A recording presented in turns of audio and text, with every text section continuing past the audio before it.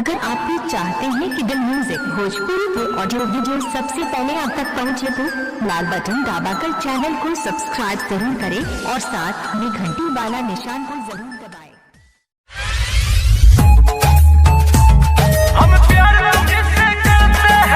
आप सुन रहे हैं इमरान भाई सोनी के चैनल पर के सुपरहिट प्रस्तुति।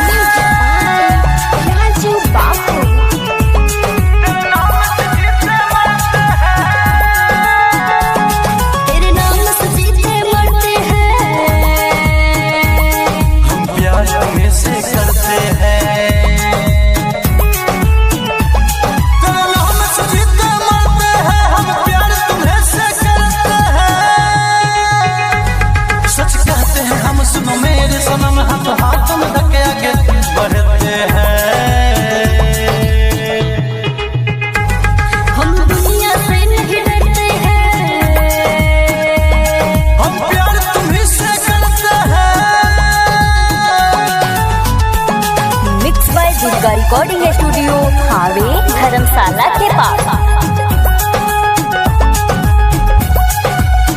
Presented by Dil music. जीते हैं हम एक दूजे के लिए, प्यार की जाम एक साथ है पिए।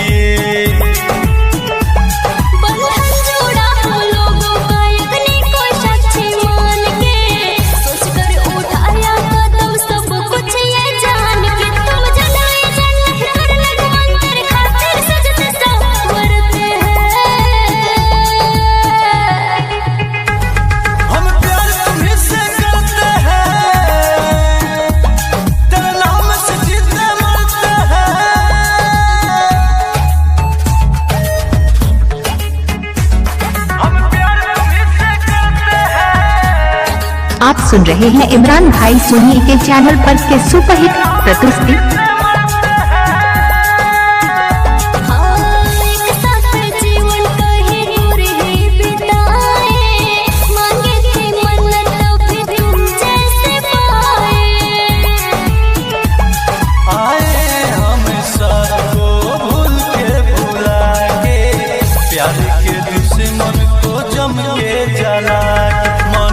धड़कन छोड़ेगा निरंजन सपोर्ट सनवर करते हैं